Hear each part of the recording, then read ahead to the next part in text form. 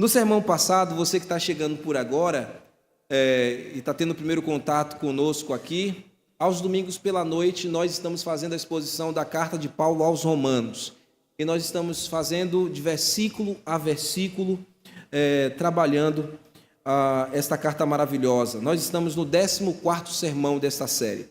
E estamos somente no capítulo 2 do texto de Atos, do texto de Romanos. Pela manhã é Atos, né? Pela noite aqui é Romanos.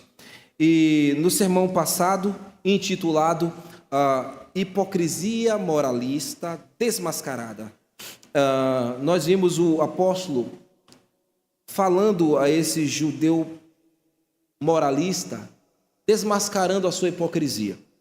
E ele dividiu aquele parágrafo que nós estudamos em duas partes. Na primeira parte, ele dedicou-se a apresentar benefícios que Deus concedeu a todo judeu, ou privilégios, como muitos comentaristas dizem. A maioria dos comentaristas usa o termo privilégios, que Deus entregou ao seu povo, ao judeu. E eu iniciei com vocês aqui, sacando do que Paulo falou, e nós fomos abordando pontualmente quais eram esses benefícios ou esses privilégios. E ao invés desses moralistas, ou do judeu moralista, humilhar-se por Deus lhe ter conferido tamanha graça e responsabilidade, o que eles faziam? Eles simplesmente se arrogavam, simplesmente achavam que eram melhores do que os seus próprios compatriotas e outros povos de outras nações. Eles se sentiam superiores, e porque eles participavam de uma religião que eu mostrei para os irmãos, que no primeiro século transformou a verdadeira fé e a pura fé dos patriarcas e de todo judeu piedoso do Velho Testamento em uma religião de obras, que foi o judaísmo do primeiro século. Essa seita a qual Jesus Cristo teve muito embates com muitos líderes religiosos. E os apóstolos também. Todos os escritos de Paulo, você tem lá Paulo fazendo menção, os outros apóstolos e escritores do Novo Testamento também, fazendo menção dos judaizantes, dos falsos líderes, pessoas que tinham a fé pelas obras como meio de salvação. Mas eu mostrei para os irmãos também que a obra é importante. A obra não salva, mas ela mostra qual é a fé que nós dizemos ter. Se nossa fé salvadora de fato é operante, ela vai resultar em obras que não salvam, mas obras que mostram que somos salvos pela graça, mediante a fé em Cristo Jesus, o nosso Salvador. Aquela tradição que eles tinham, eles colocavam tantas coisas em conta, dizendo que essas coisas os favoreciam para a salvação. E na segunda parte do parágrafo que nós estudamos, Paulo foi mais contundente, aí ele vai ser mais confrontador. E ali ele mostrou que esse homem que dizia que guardava todos os mandamentos, e por causa da sua obra, do seu esforço, ele estava justificado diante de Deus, na verdade ele não passava de um hipócrita, porque ele vivia quebrando os fundamentos da própria lei que ele dizia que devia guardar. Eu mostrei para os irmãos que Paulo deixou muito claro que ele estava quebrando ali o mandamento que diz: não furtarás. Ele estava sendo um ladrão, ele estava roubando. Então ele quebrava o mandamento que dizia: não furtarás. Paulo disse também que ele quebrava o mandamento que dizia: não adulterarás. Paulo também confrontou o moralista dizendo: você também tem feito outros deuses, quebrando o mandamento do Senhor que diz: não farás para ti outros deuses além de mim, em imagens do que está no céu e na terra, debaixo da terra. Paulo mostrou que ele estava quebrando, no mínimo, irmãos, ali o 8º, o 7º e o 1º mandamento. Uma abordagem que foi muito contundente e muito confrontante. esses homens que deveriam ser mestres, Paulo falou, vocês foram convencidos também entre os benefícios ou os privilégios. Vocês foram convencidos que são mestres de quem? Dos ignorantes, dos iletrados, mestres daquelas pessoas que não tinham muito acesso ao conhecimento, nem à lei, e mesmo aos de menor idade. Vocês estão convencidos que foram feitos mestres, doutores, formador de opinião, mas você não consegue tirar a trave que está no seu olho, você quer arrancar o cisco do olho do irmão e você não está olhando para a sua própria vida. Então, Paulo ele foi contundente dessa maneira, e o intuito nosso, a nossa chamada foi que nós devemos viver na verdade, nos associar a uma vida íntegra e também sincera diante de Deus, com conformidade à sua palavra, com toda a responsabilidade, como um verdadeiro testemunho de um verdadeiro crente.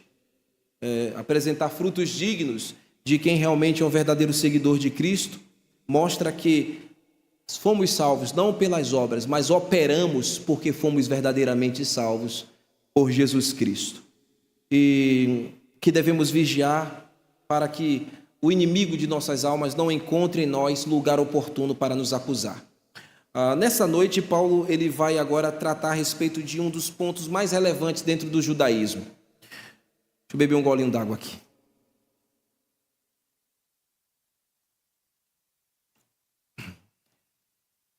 Ele vai falar de um dos pontos mais relevantes dentro dessa seita judaizante. Mas era um princípio que, essencialmente, comunicava algo excelente, algo maravilhoso, mas que foi transformado em um dogma pragmático. Eu disse para vocês no sermão passado que moralistas, legalistas fazem isso, beatificam as coisas, querem tornar as coisas pragmáticas como um meio de graça. E esquecem que, em muitos momentos, essas coisas não devem, na verdade, serem beatificadas, podem apontar até para algo, devem apontar sempre para Cristo. Nós não precisamos beatificar nada, nem o templo, nem a roupa, nem o púlpito onde nós pregamos, isso aqui que muitos chamam de altar, mas não é altar, isso aqui é um palco. A gente não pode beatificar nada, as cadeiras que nós sentamos, nada aqui. Enfim, ele vai tocar em um assunto muito objetivo, mas de grande relevância aqui na vida de todo judeu piedoso e mesmo este judeu moralista. O tema dessa noite, capítulo 2 de Romanos, verso 25 ao verso 29, é o chamado à circuncisão do coração. O ponto que eu estou dizendo importante que ele vai tocar é sobre a circuncisão. Pela manhã eu disse a vocês que eu iria falar sobre isso, porque na mensagem da manhã tocou um pouco sobre essa expressão, a circuncisão. Agora a gente vai falar um pouquinho mais, com maior substância, desse pacto aqui, tá bom? Vamos ficar de pé, vamos à leitura da palavra de Deus. Depois da leitura, vamos rogar ao Senhor a sua bênção. O tema é o chamado à circuncisão do coração, que o Senhor chame cada um de nós a uma cirurgia verdadeira no interior. Diz a palavra do Senhor: porque a circuncisão tem valor se praticares a lei. Se és, porém, transgressor da lei, a tua circuncisão já se tornou incircuncisão. Se, pois, a incircuncisão observa os preceitos da lei, não será ela, porventura, considerada... Se, pois, a incircuncisão observa os preceitos da lei, não será ela, porventura, considerada como circuncisão? Aqui é a diatribe, ele está falando com o judeu moralista, que ele é o personagem que ele formulou, é o personagem fictício, o personagem imaginário para comunicar verdades. Por isso que a diatribe sempre vai com perguntas e respostas, tá bom? Aqui ainda aquele puxar de cadeira que eu disse aos irmãos que Paulo está diante do judeu moralista, lembra? A cadeira ainda está no lugar e ele ainda está conversando com esse homem. Vamos lá.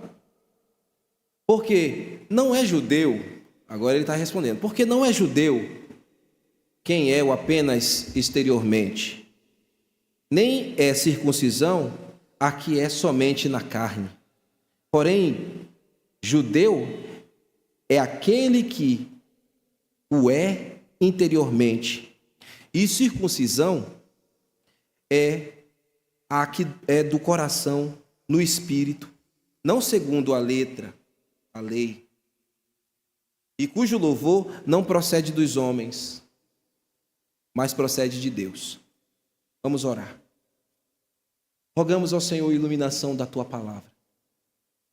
Pedimos ao Senhor que esquadrinhe nosso coração. Porque o nosso coração, Senhor, é enganoso mais do que qualquer outra coisa. Disse o Teu profeta. E esta doença é incurável à vista dos homens, no esforço dos homens. Quem é capaz de compreendê-lo? O profeta continua dizendo: eu sou o Senhor que sonda o coração e examino a mente. Por isso, Senhor, Tu que sondas o nosso interior, que conhece o que se passa dentro de nós, que conhece cada um de nós por dentro e por fora, rogamos ao Senhor que nos ilumine a alma, o espírito com a Tua palavra, que a nossa consciência chegue à compreensão da Tua verdade e no final Jesus Cristo seja glorificado e haja edificação no nosso meio. Que o Senhor possa iluminar meu coração para que com tranquilidade possa expor a Tua palavra com clareza e transparência, meus irmãos, e haja edificação para a glória do Senhor. Nós oramos confiados nesta ação do Espírito Santo em nosso meio. No nome de Jesus oramos. Amém. Podeis sentar, queridos.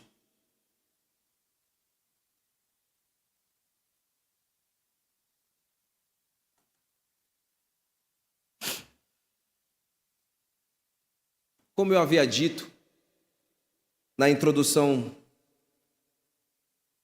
desses versos, antes de começarmos a leitura, Paulo vai tocar em um assunto muito sensível para todo um moralista, para todo um legalista. Lembra que eu falei para você, quando a gente mexe em estruturas beatificadas, geralmente os legalistas, os moralistas se retorcem? Paulo está fazendo isso. Ele está apertando a ferida. Ele está espremendo o pus até sair o carnegão, como eu falei a vocês. Porque Paulo não tem compromisso com moralista, com legalista. Paulo tem compromisso com a verdade. Paulo tem compromisso com quem quer viver a vida piedosa. Esse é o Evangelho.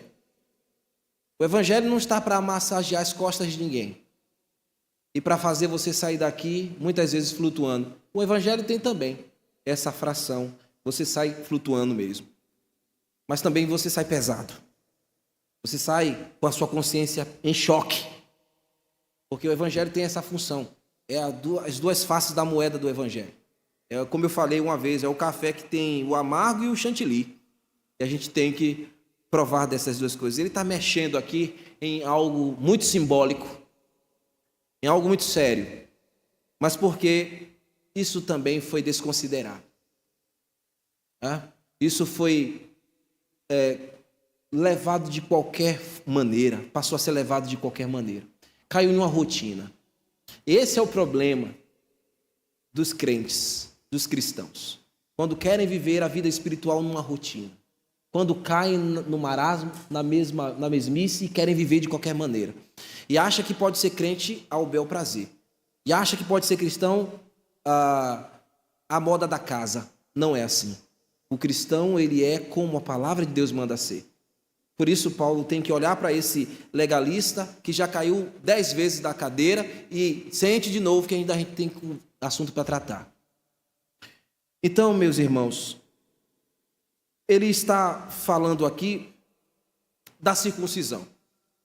A nossa mensagem vai girar em torno desse tema.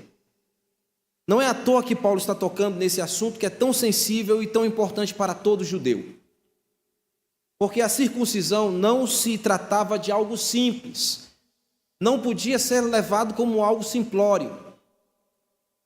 Era algo muito sério, algo muito que tinha um princípio, um valor simbólico muito grande.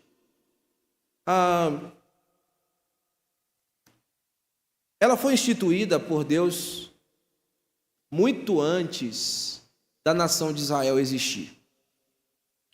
E ela foi como um sinal do pacto de Deus com o seu povo.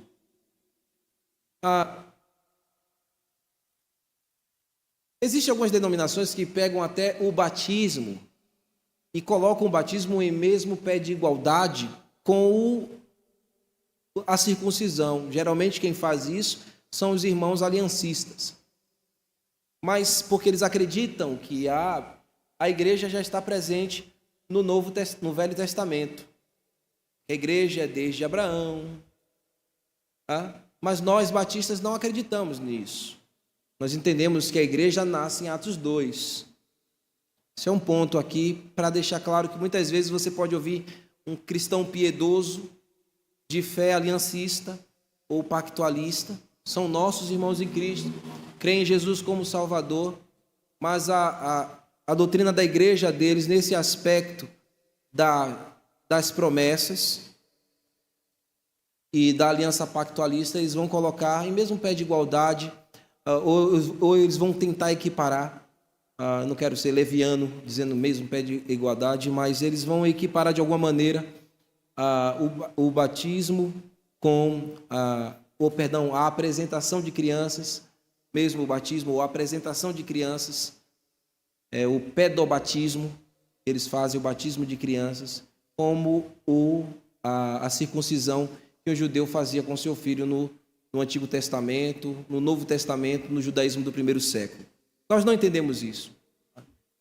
Uma coisa não tem nada a ver com a outra, a gente crê dessa maneira. Em um outro momento, a gente entra mais nesses assuntos de eclesiologia para tratar sobre isso. Não tenho tempo para falar isso com os irmãos essa noite. Mas a circuncisão era um pacto de Deus com o seu povo. Foi algo instituído por Deus antes da lei. Tanto a circuncisão como a própria lei sempre apontava para as coisas superiores. Sempre apontava para algo maior. Era o princípio que regia a circuncisão, princípio e as promessas que regiam a lei. Mostrando que os hebreus, Deus confiou a eles, os israelitas, os judeus, esse pacto, eles deveriam manter isso de uma forma atenta, vigilante e perene no meio do seu povo. Eu digo hebreu porque o próprio Abraão é da herança, ele é herdeiro de Eber, por isso que é o nome Hebreus, né? Vem desse antigo do Velho Testamento. Primeiro, a circuncisão é um sinal que apontava que um povo pertencia a um Deus verdadeiro. Então, a presença dessa marca tinha essa comunicação.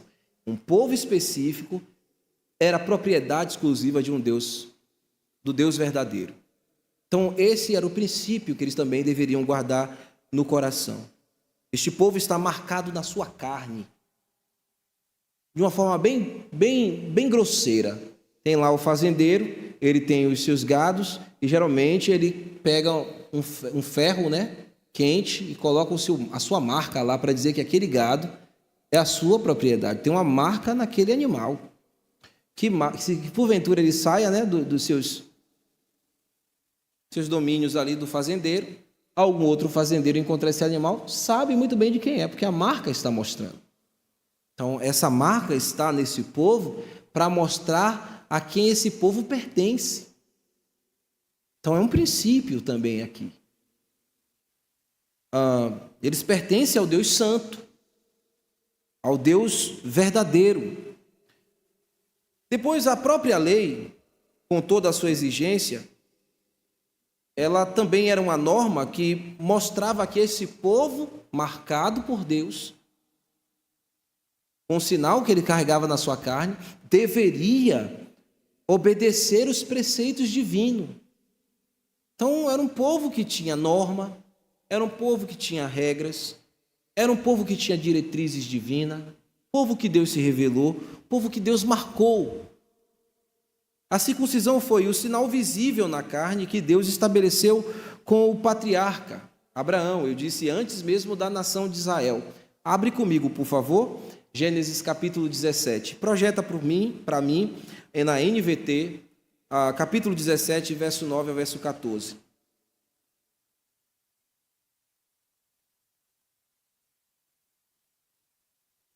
Diz assim a palavra do Senhor. Então Deus disse a Abraão: é a sua responsabilidade permanente e de seus descendentes obedecer os termos da aliança. Este é o sinal da aliança que você e seus descendentes devem guardar. Todo indivíduo do sexo masculino entre vocês deve ser circuncidado. Cortem a carne do prepúcio como sinal da aliança entre mim e vocês. Todo menino deve ser circuncidado no 8º dia depois do nascimento, geração em geração. Isso se aplica não apenas aos membros de sua família, mas também aos servos nascidos em sua casa e aos servos estrangeiros que você comprou. Isso Deus falando a Abraão. Quer seja nascido em sua casa, quer os tenha comprado, todos devem ser circuncidados. Terão no corpo o sinal da minha aliança sem fim, uma aliança perene, mostrando que o que Deus tem com este povo não é dissolvido, é algo para sempre. O indivíduo do sexo masculino que não for circuncidado será excluído do seu povo, pois quebrou a minha aliança, o pacto. Veja o verso 23. Depois que Deus falou essas coisas, naquele mesmo dia, Abraão tomou Ismael, seu filho. Abraão aqui agora já tem um filho, uma de suas concubinas, e ele é Ismael.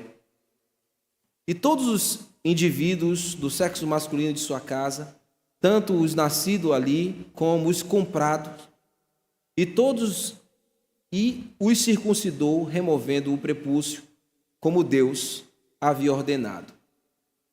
Abraão tinha 99 anos quando foi circuncidado. Um ano depois vai nascer quem? Isaque, que também no 8º dia será circuncidado. E Ismael, seu filho, tinha 13 anos. Ambos foram circuncidados naquele mesmo dia, junto com todos os outros homens e meninos da casa, tanto os nascidos ali como os comprados, todos foram circuncidados com Abraão. Todos foram circuncidados. É aqui que Deus estabeleceu esse pacto, essa aliança com o povo que ele escolheu. Mais à frente, quando Isaque nasce, ele também é circuncidado. Moisés, que é a grande figura do Antigo Testamento, para o povo hebreu e para o judeu moralista. Tocar em Moisés era tocar em uma coisa, beatificada. Moisés também foi circuncidado ao 8º dia. Todo judeu. Jesus também, ao 8º dia, foi apresentado no templo, e no templo a criança era apresentada e ali era feito a cirurgia. Alguns historiadores apontam que era feito com uma pedra ou mesmo com a unha do sacerdote. Ia lá e cortava o prepúcio do menino com 8 dias de vida. O próprio apóstolo Paulo, que está escrevendo isso aqui, ele também foi circuncidado ao 8º dia. Ele falou isso lá em Filipenses capítulo 3, versículo 5. A própria circuncisão foi incorporada na lei. Ela nasceu antes da lei, mas o princípio dela, o Senhor retificou na própria lei lá em Levítico capítulo 12. Vai lá rapidinho só para você ver que esse princípio veio para a lei, e o princípio sempre perpassa, irmãos. Sempre perpassa. Por isso que Paulo está abordando esse princípio aqui com o judeu moralista séculos depois. Aí ele diz, já como forma de mandamento, ao 8º dia se circuncidará o menino a carne do seu prepúcio. Então foi a maneira que Deus escolheu para marcar o seu povo e para estabelecer um pacto, mostrando que esse povo não pertencia mais a si mesmo e nem a este mundo, mas pertencia ao Deus Todo-Poderoso. A circuncisão era algo excelente, sério para um judeu piedoso, porque ela representava um ato de consagração. Não era simplesmente um rito mecânico. Isso, infelizmente, se tornou. Passou a ser algo mecânico, simplesmente. Mas para um piedoso judeu, quando Maria levou Jesus e apresentou ao sacerdote Zacarias. É Zacarias, irmãos? Zacarias, é? E foi Zacarias? Eu não lembro muito bem, viu? A memória não é tão boa assim. Ela estava indo com atitude de piedade. Não simplesmente para fazer o que todo judeu tinha que fazer.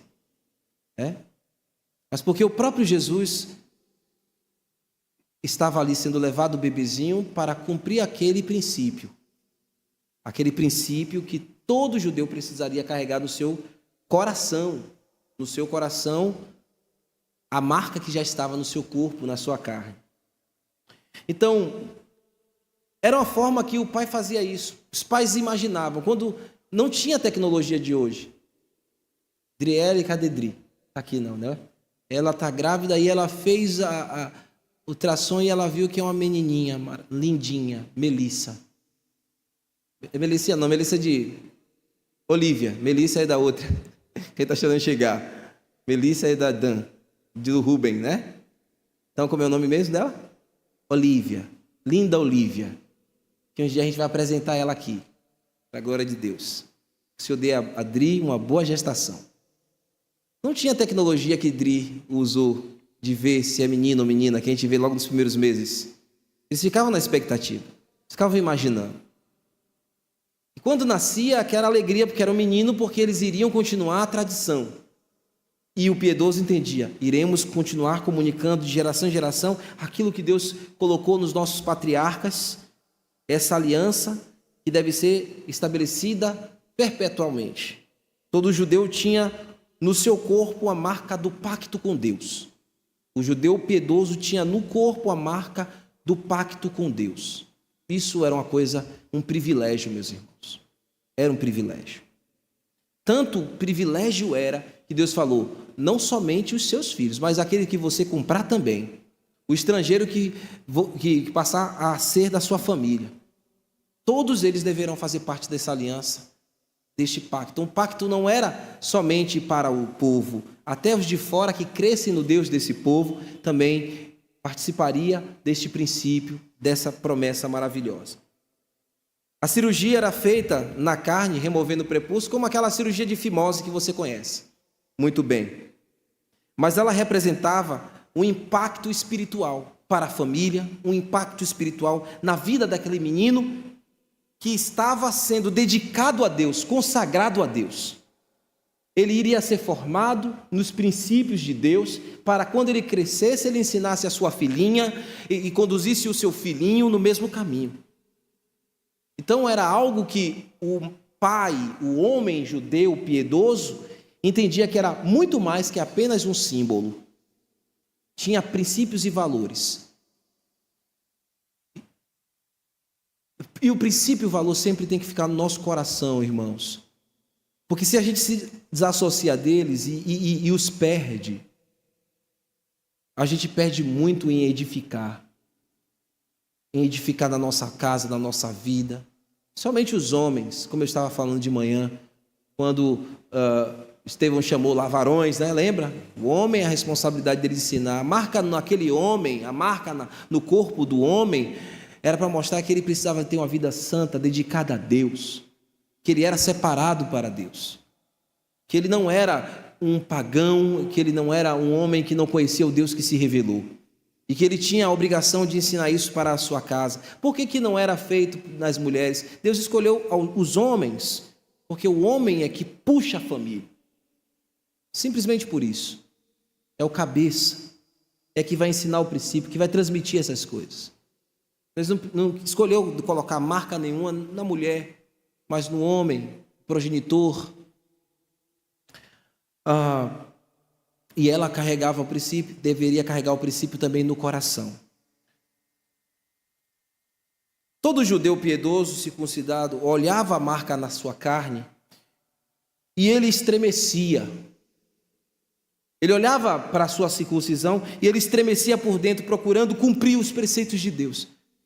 E entendendo: Senhor, eu sou fraco e pecador, ajuda-me a cumprir a tua lei. Ajuda-me a lembrar todos os dias que eu fui consagrado para ti, que eu não pertenço a mim mesmo, que eu não posso viver de qualquer maneira, eu não posso me associar com qualquer coisa, com qualquer gente, eu preciso ser distinto, diferente, porque o Senhor me marcou, eu sou teu, o Senhor é o meu Deus. Essa marca na carne também lembrava a todos que eles deveriam descansar, porque quando eles lembravam que eles eram tão fracos e impotentes e via aquela marca, eles diziam: mesmo na minha fraqueza, a marca está aqui, eu ainda pertenço ao Senhor. E por isso eu descanso, porque um dia esta marca aponta para um Redentor futuro, aquele que virá e removerá, enfim, as minhas fraquezas, removerá de mim, enfim, as minhas possibilidades, as minhas impossibilidades. Um dia virá aquele que é o descendente prometido, que nós cultivamos através dessa marca, transmitindo essa promessa, transmitindo o espírito dessa promessa de filho para filho. Um dia ele virá e a nossa alma descansará, enfim. E você sabe que esse que viria era quem? Jesus, que não faria uma marca na carne, faria uma marca no coração, uma marca no coração do pecador. Então eles viviam, eles procuravam viver, e diferente de um moralista, eles não queriam fazer por obras, chegar por obras, por méritos próprios. Eles se humilhavam, choravam, se arrependiam e descansavam na promessa. E a promessa messiânica era que redimia eles, sempre foram salvos pela graça. Não estavam salvos porque tinham simplesmente a marca, mas porque carregavam a promessa no coração. O espírito, o propósito, o significado, o símbolo apontava para algo superior. Quer ver um exemplo? Você que já passou por algum acidente, até mínimo, um corte que você tomou e ficou uma marca. Toda vez que você olha para essa marca, você lembra daquele episódio.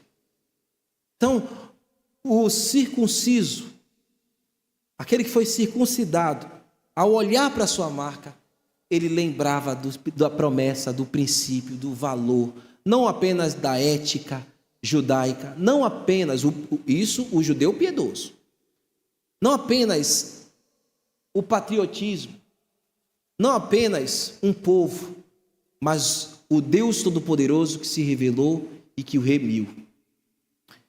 Então você tem uma marca, essa marca lembra a origem, lembra alguma coisa. Então, quando a gente olha para a marca que Deus fez aqui dentro, quando a gente, pecador, irmão,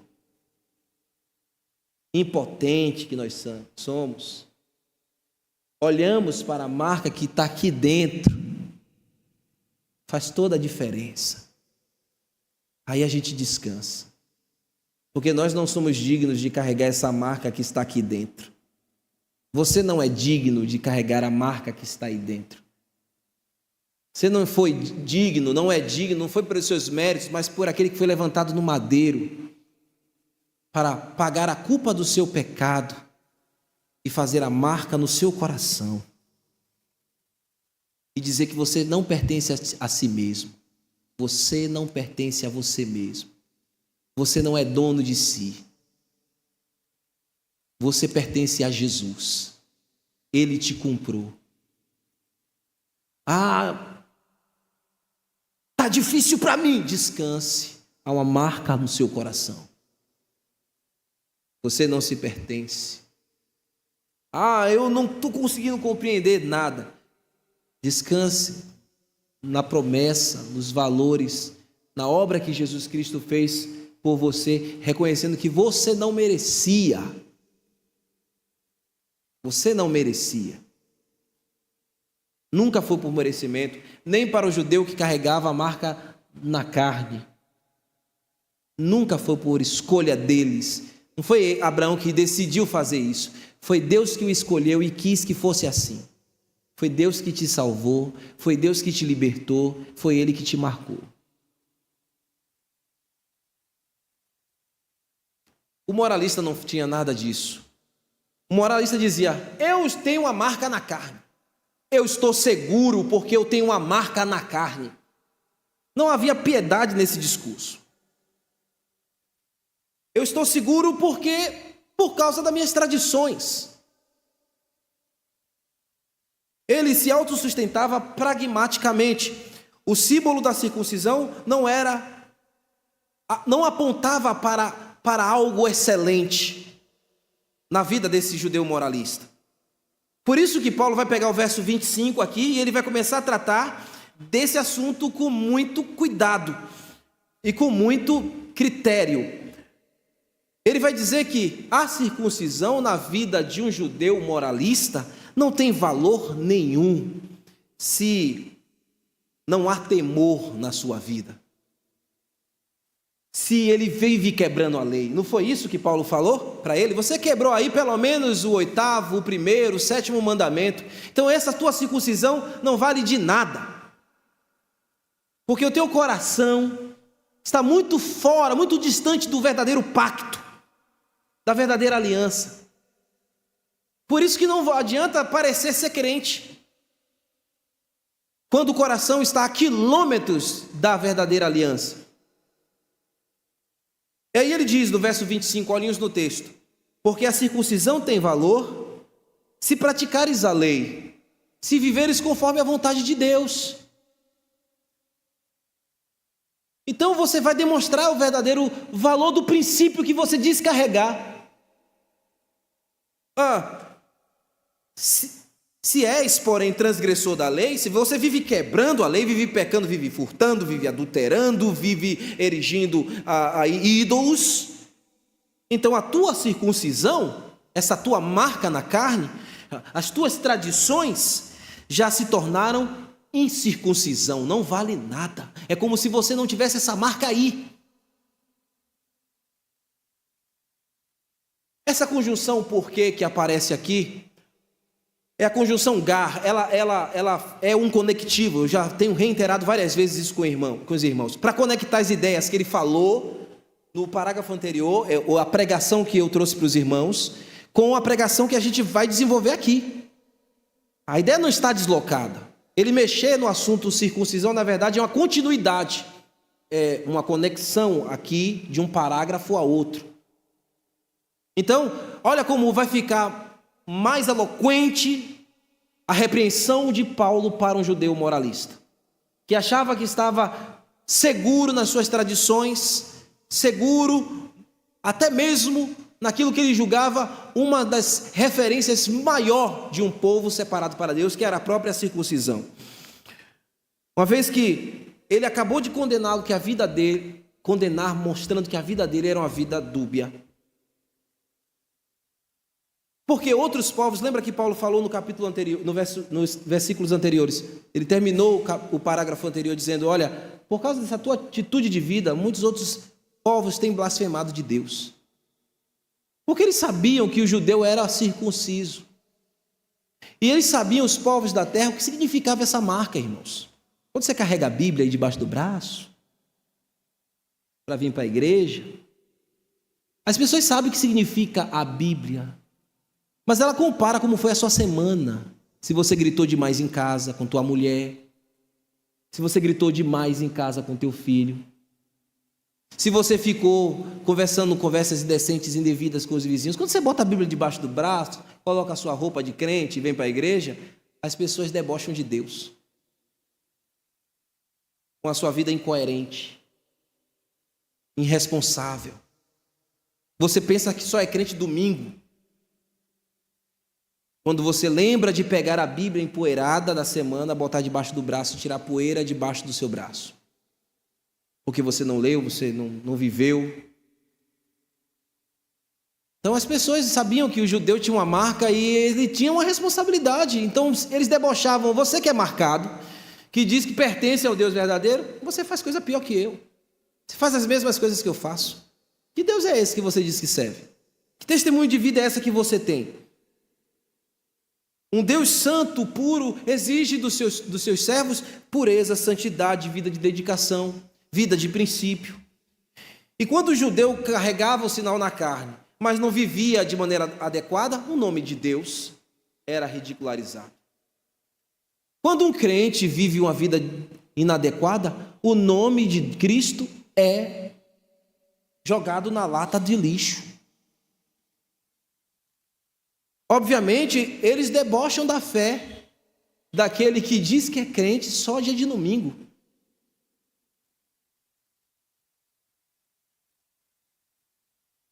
Paulo está dizendo: não adianta você carregar essa máscara, não adianta você carregar essa presença estereotipada. Você não pode carregar apenas por fora, você tem que carregar por dentro, porque você não é nada, você não passa nada mais do que um incircunciso. Quando Paulo falou essa circuncisão já se tornou incircuncisão, ele está chamando aquele homem de incircunciso. E isso era um dos maiores insultos que um judeu poderia ouvir, ser chamado de incircunciso. Era como se fosse um murro no estômago. E Paulo é craque em dar murro na boca do estômago de moralista. Uma vez que chamaram um judeu de incircunciso, era um insulto à lei, um insulto às suas tradições, era inadmissível para ele. Eles mesmos gostavam de insultar as pessoas assim: ah, vai um incircunciso. Aí, este que não tem aliança com Deus, esse que não tem a graça de Deus, esse que não tem nenhum favor de Deus, é o incircunciso. Eles gostavam de fazer isso. E ouvir de Paulo que ele não passava de um incircunciso, meu irmão, ele caiu novamente da cadeira. É a mesma coisa, parecer ser crente, mas você sabe que você não é. Não adianta querer parecer. No céu não entra a aparência de crente. Não tem espaço no céu para o meio crente, o que estava chegando lá, o amigo do evangelho. Não tem lugar para ele. Tem lugar para você assim. Ali é para aquele que realmente foi marcado aqui. Por isso Deus está te chamando hoje para ser marcado aqui.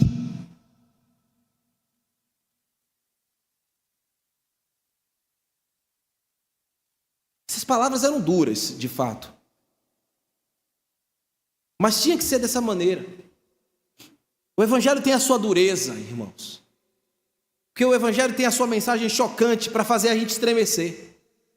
Para fazer a gente entender que a gente não pode ficar vivendo de ser crente, vivendo de aparência. Viver a vida cristã como um faz de conta, aqui não é um Alice no País das Maravilhas, não é.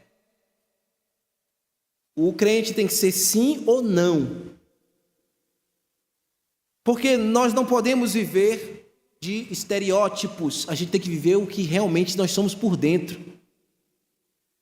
Porque se por dentro você é verdadeiramente transformado, então há valor verdadeiro nesta fé que você propaga. Se por dentro você realmente foi genuinamente transformado, então a tua fé é verdadeira. Mas que evangelho é esse que lhe transformou, se por dentro você não passa de uma farsa? Se por dentro não passamos de um faz de conta, de um crente de faz de contas. Que fé é essa? Que evangelho é esse que a gente diz que nos alcançou? Por exemplo, o que adianta dizer que foi batizado? O que adianta se batizar e não viver uma vida santa? O batismo não salva. Quem salva é Cristo. E porque Cristo salvou, os salvos por Cristo têm uma vida dedicada a Ele de fato. De que adianta ser batizado? Se tem uma vida completamente fora da aliança em Cristo Jesus. De que adianta pregar? De que adianta fazer orações belas publicamente? A palavra de Deus exige que vivamos na verdade. Do contrário, aquilo que dizemos não é prova de verdade. E viver como um judeu incircunciso moralista é como muitos crentes hoje vivem. A verdade era que esse judeu era apenas circunciso de fachada, mas o coração era desapegado ao pacto de Deus, o pacto divino. Ei, crente, como você está vivendo? Lembra de Davi? Davi, reiteradamente, lá no livro de Samuel, 1 Samuel, capítulo 17, ele reiteradamente chamou quem de incircunciso? Quem? Golias. Reiteradamente, quem é esse incircunciso? Ele estava debochando ali? Era um deboche? Não, ele estava falando mesmo de verdade e ele estava realmente confrontando aquele homem pecador que não tinha mesmo aliança com Deus. Não tinha nenhuma aliança com Deus. Era Golias.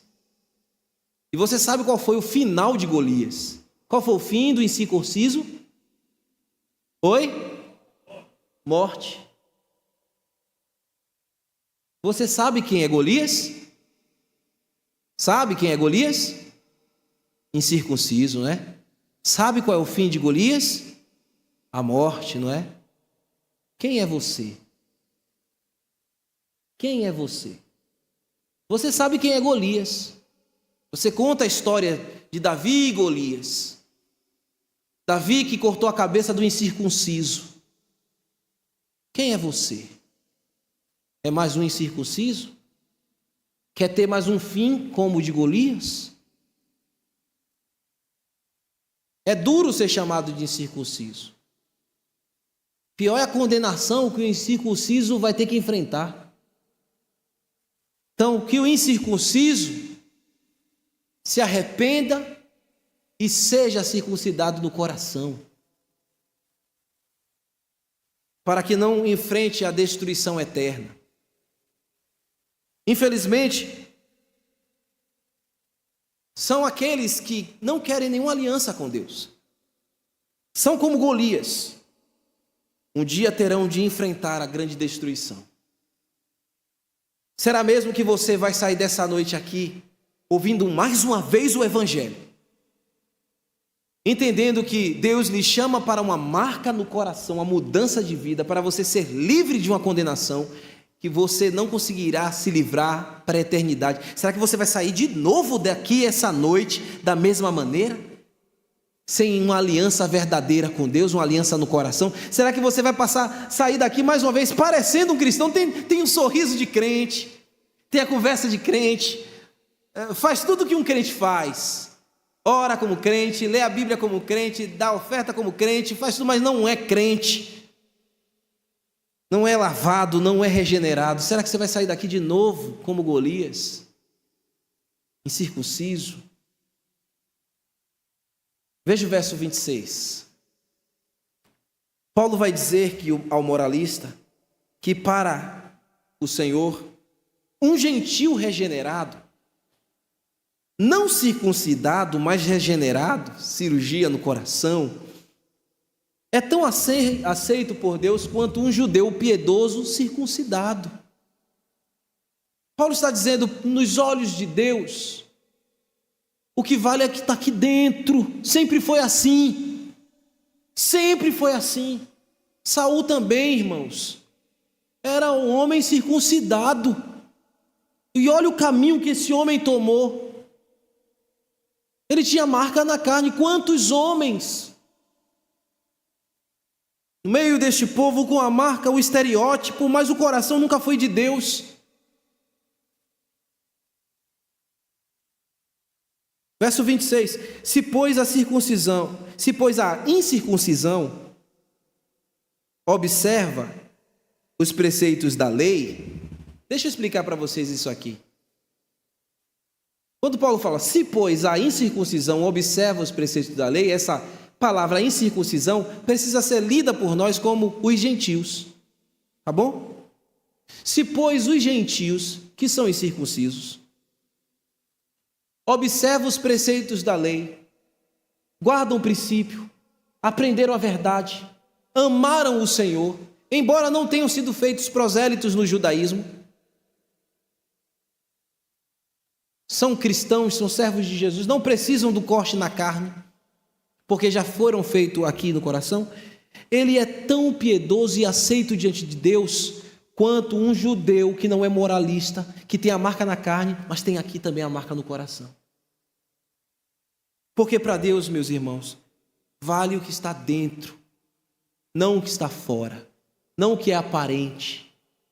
A nossa responsabilidade é ter uma aparência bela de fato.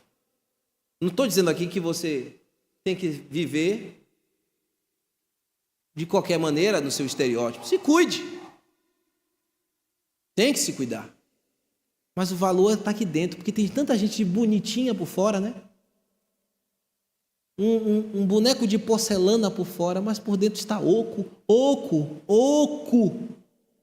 Tem vida nenhuma por dentro. Deus olha dentro. Deus olha quem você é de fato. Aí ele diz aqui na parte B do verso 26. Não será ela, essa pessoa, porventura, considerada como circuncisão? Como alguém que está em aliança com Deus? Claro que sim. Então, esse recurso que ele está usando aqui, essa diatribe que faz pergunta, está embutida aqui a resposta. É claro que sim. A piedade é no interior, não é no exterior. A piedade verdadeira mora dentro, está dentro.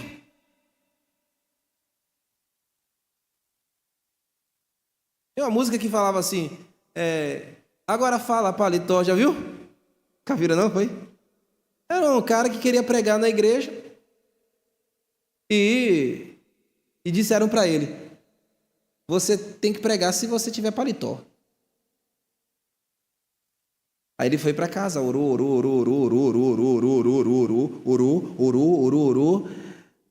Aí apareceu com um paletó emprestado para pregar. E aí quando ele começou a pregar, ele começou a dizer, agora fala paletó. Tem piedade nisso aí? Para que valeu essa oração toda?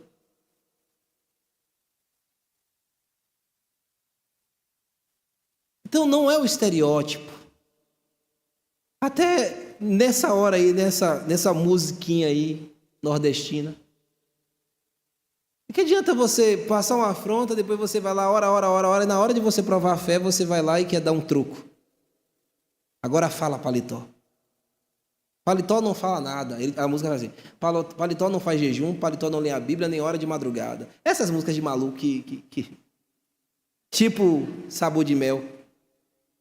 Quem te viu passar na prova e não te ajudou. E as pessoas ficam cantando e aplaudindo. Que piedade tem nisso? Nada, nenhuma. Está oco por dentro. A verdade é essa. Aquela coisa de teologia vingativa. A piedade mora dentro. É quando nós somos humilhados, Deus é quem nos exalta. A gente não precisa dar troco para ninguém. A gente tem que continuar servindo como servo humilde. Ah, irmão, não dá para eu pregar aqui não porque eu não tenho um paletó? Não tem problema não, Deus abençoe. Vou pregar em outro lugar. Não tem problema. Piedade mora dentro e Deus está olhando dentro. Deus sabe como é que você está se comportando. Deus sabe como é que você está sendo. Se você é moralista, pragmatista, se você é alguém moralista, legalista, Deus sabe.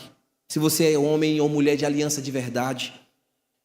Essa pergunta aqui, meus irmãos, Paulo quer chegar, na verdade, é no verso 28. Mas antes de chegar no verso 28, ele tem que passar pelo verso 27, né? E ele vai falar aqui no verso 27 que quem teme a Deus recebe de Deus autoridade mesmo, até para julgar, até aqueles que não estão debaixo da verdade de Deus. Mas não é pisar, esmagar, não. Porque a sua própria vida adquire o bom testemunho. Veja o verso 27. E se, essa expressão aqui não é para ser lida como e se, como a dúvida, não. Aqui é para ser lido como se de fato ou uma vez que, tá bom? Uma vez que, ou de fato, aquele que é incircunciso por natureza cumpre a lei, ou seja, o gentio que é piedoso, que não tem a marca na carne, mas que vive, é gentil porque não é do povo judeu, tá bom? Mas é um crente, redimido e lavado. Você é um gentio convertido, né? E pela fé você tem a promessa de Abraão, né? Povo de Deus por causa da fé. Certamente ele te julgará, a ti, e não obstante a letra e a circuncisão, és transgressor da lei. Então ele vai, através da sua vida e do seu testemunho, mesmo que não tenha marca na carne, julgar você. Paulo está falando para esse moralista, e isso para ele seria um outro murro na boca do estômago, porque como um gentio terá autoridade para repreender um judeu circunciso, formado aos pés de fulano, de Beltrano, homem que não teve contato com a lei como eu tive? Como é que ele vai ter autoridade para fazer isso? Mas aquele que teve realmente aliança com Deus, a autoridade vem de Cristo, não vem da letra, vem de Cristo, não vem do estereótipo, vem de Cristo. E é muito mais, a sua fé, ela está no interior, ela age dentro da alma deste homem, e ela faz com que ele ande na verdade, e leve com que outros caminhem na verdade. Esse repreender aqui é um outro que vem chamar o outro para andar na verdade. Porque, meus irmãos, para Deus, reiterando, o valor não está no estereótipo, está no interior. Lembra mais uma vez de Davi? Deus olhou para Davi, e Davi estava onde? Onde é que Davi estava quando foi escolhido entre os seus irmãos? Aonde? Debaixo da mesa, atrás das malhadas. De trás das malhadas. E o que Deus falou para Samuel quando Samuel pensou que não tinha mais ninguém?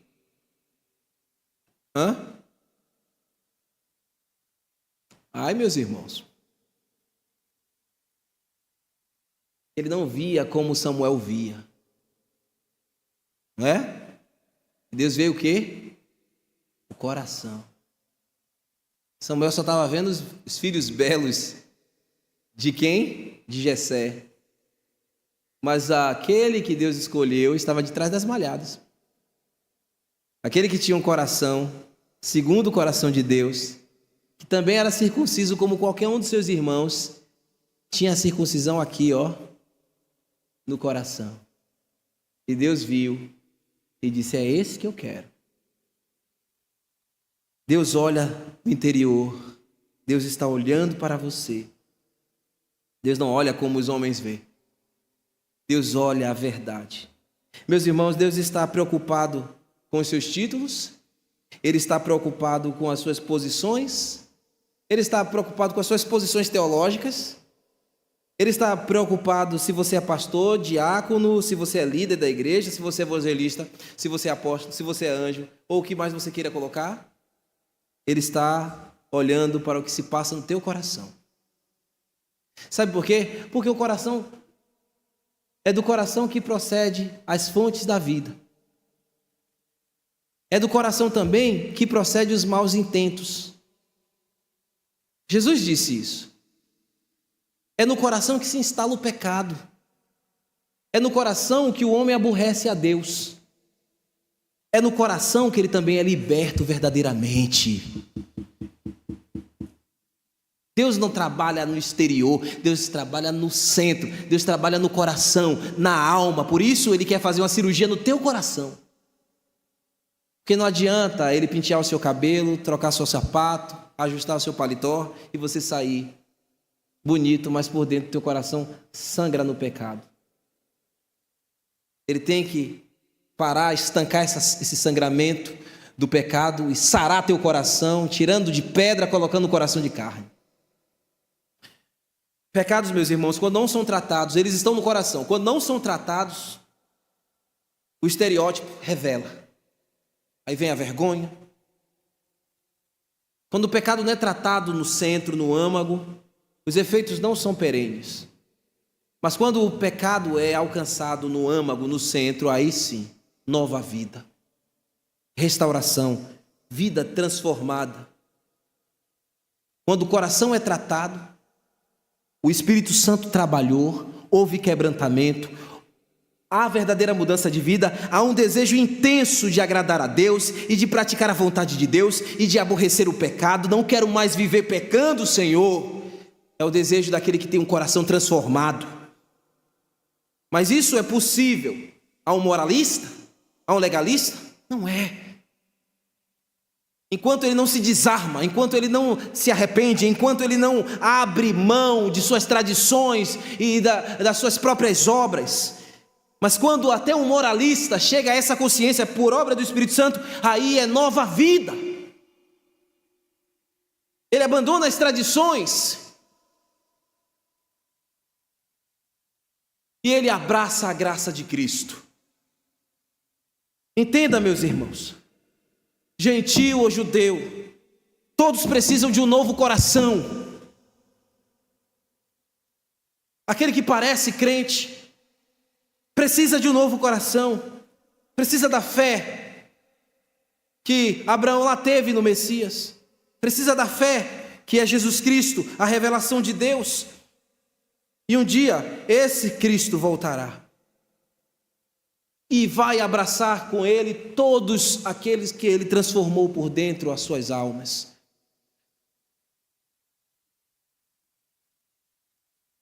Lembra quando Paulo falou, olha, esse mesmo que é gentil, que foi trabalhado por dentro, ele vai ter autoridade até para julgar. Quando Paulo está falando isso, Paulo não está falando uma aberração. Jesus já falou algo semelhante. Abra comigo em Mateus 12, 41 ao 42. Ninivitas se levantarão no juízo com esta geração e a condenarão, porque se arrependeram com a pregação de Jonas. Eis aqui está quem é maior do que Jonas. Então, os gentios arrependidos, um dia julgará mesmo os judeus, porque creram em quem Jonas anunciava. Veja o verso 42. A rainha do sul, a rainha de Sabá, se levantará no juízo com esta geração e a condenará, porque veio dos confins da terra para ouvir a sabedoria de Salomão. E eis aqui está quem é maior do que Salomão. Ela creu que a sabedoria que Salomão tinha só podia ser provida pelo Deus verdadeiro. Ela creu. Ela não era uma judia. E ela um dia se levantará para julgar. Por quê? Porque aqui dentro essa mulher foi transformada. Aqui dentro, aqueles ninivitas foram transformados. E se você essa noite aqui dentro é transformado, um dia Deus lhe dará autoridade para você julgar. Irmãos, veja aqui agora o verso onde ele queria chegar, onde Paulo queria chegar, 28 e 29. Porque não é judeu quem é somente exteriormente. Ele está dizendo aqui, não é judeu apenas aquele que é descendente de Abraão. Não é judeu, ó moralista, você que pensa que é judeu, de fato, porque você é da tribo de Judá, da tribo de Benjamim. Judeu não é somente estes. Judeu verdadeiro aqui, na cabeça de Paulo, é filho de Deus. Filho de Deus. Não é somente estes que descendem dos patriarcas, mas aquele que acolheu a fé no Messias, aquele que acolheu as promessas superiores, o que tem a marca na carne, mas que tem a marca no coração, seja ele judeu ou não, verdadeiro filho de Deus é que foi marcado aqui dentro. E ele continua dizendo, antes de irmos para o que ele continua dizendo, deixe-me lembrar só mais um personagem bíblico. Lembra de Noemi e de Ruth? Noemi era judia? Noemi era judia? Sim ou não? Quem acredita que Noemi era judia? Levanta a mão. Quem acredita que Noemi não era judia?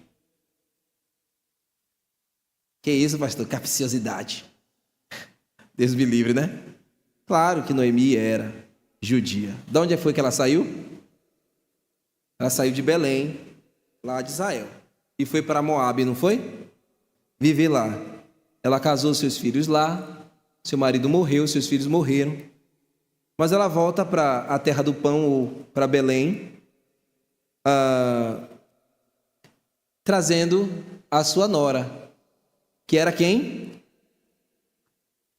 Quem foi, meninos? Foi Orfa, não foi? Orfa veio com ela, não foi? Foi quem? Ruth era o quê? Moabita, né? Mas qual foi a confissão que ela fez antes de chegar em Belém? O teu povo será o meu povo. O teu Deus.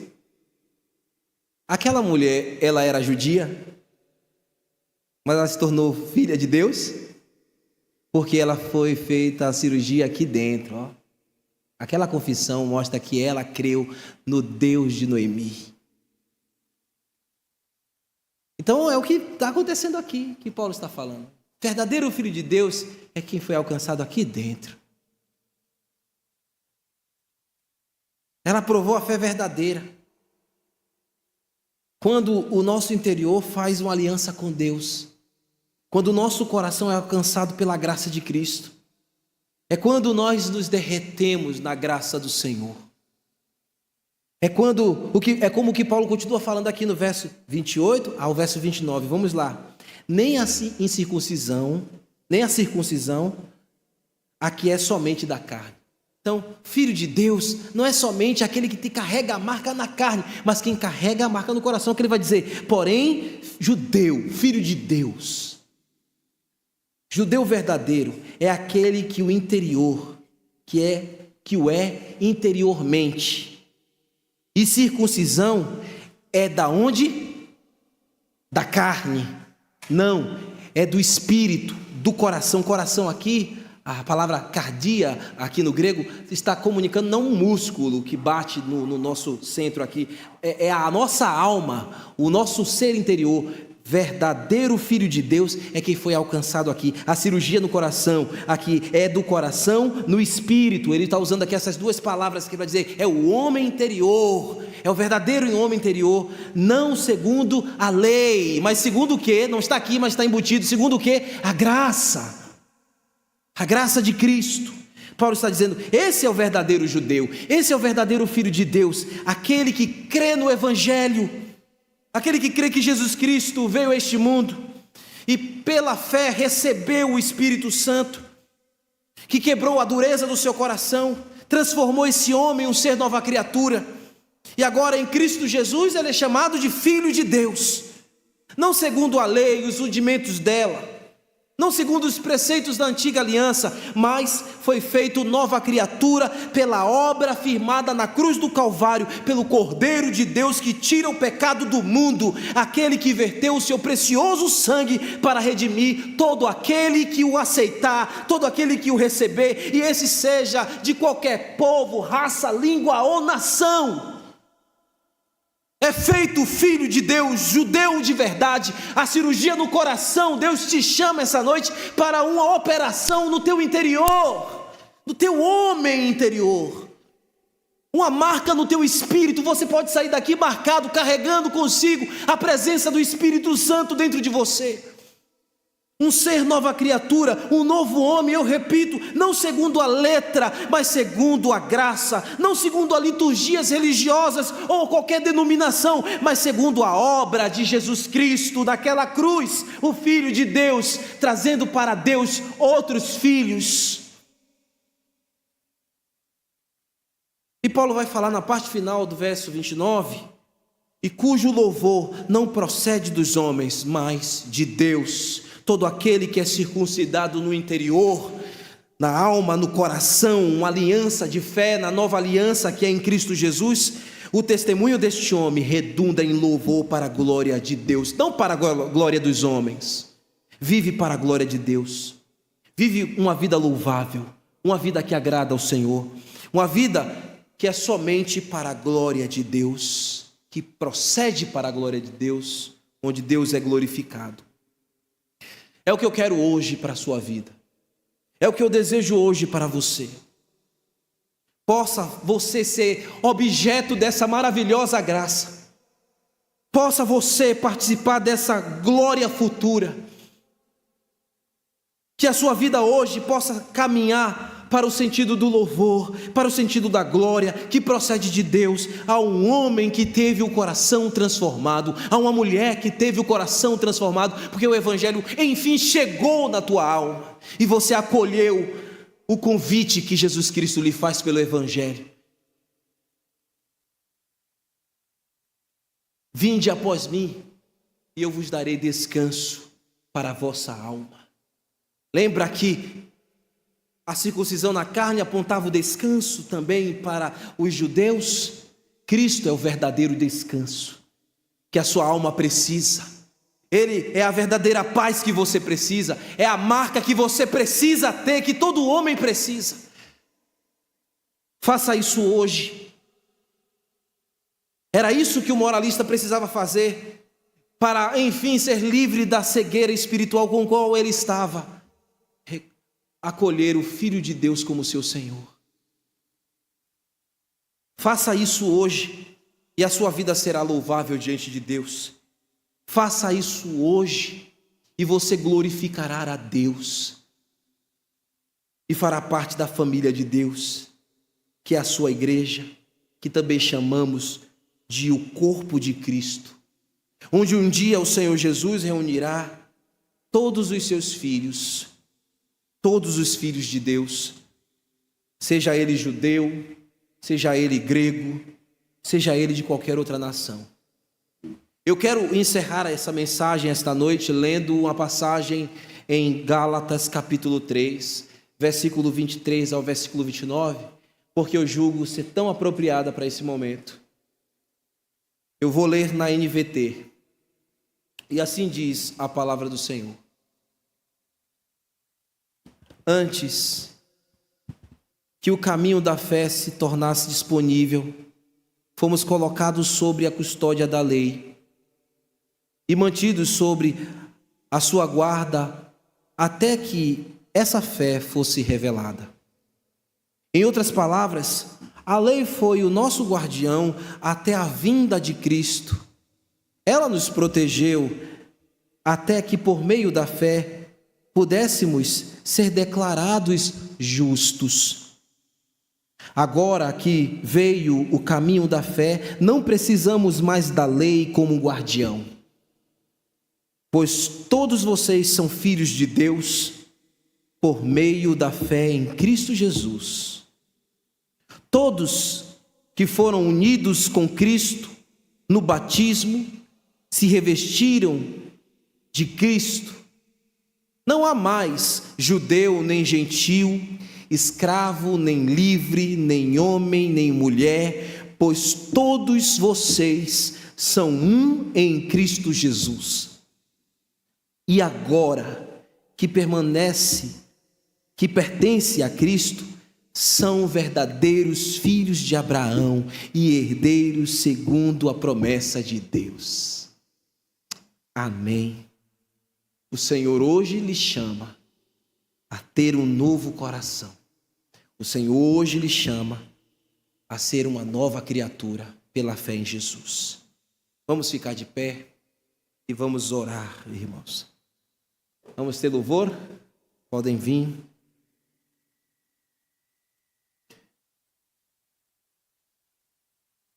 Meu Deus, que nos salvou pela graça em Cristo Jesus. Obrigado porque o Senhor nos marcou aqui dentro, no nosso interior. Obrigado porque temos a fé salvadora e porque fomos feitos filhos de Deus. Ajuda-nos a viver assim, responsáveis, temendo a Ti, porque o Senhor olha por dentro quem verdadeiramente somos. Se somos circuncisos de coração. E aquele, Senhor, que ainda estava vacilante, o Senhor chama para essa cirurgia. para essa nova vida. E assim, Senhor, lhes dê um novo coração, nova vida em Jesus. E o pecador, Senhor, que ainda não tinha aliança contigo, que essa noite seja essa noite, Pai, o dia da aliança, o dia de ser filho de Deus, o dia, Senhor, de estar com um pacto eterno com o Senhor, porque essa aliança que Jesus Cristo faz no coração do pecador arrependido é para sempre, tem o princípio da eternidade. Salva, Senhor, e faz teu filho, tua filha, para a honra e glória do teu nome. Amém. Vamos louvar?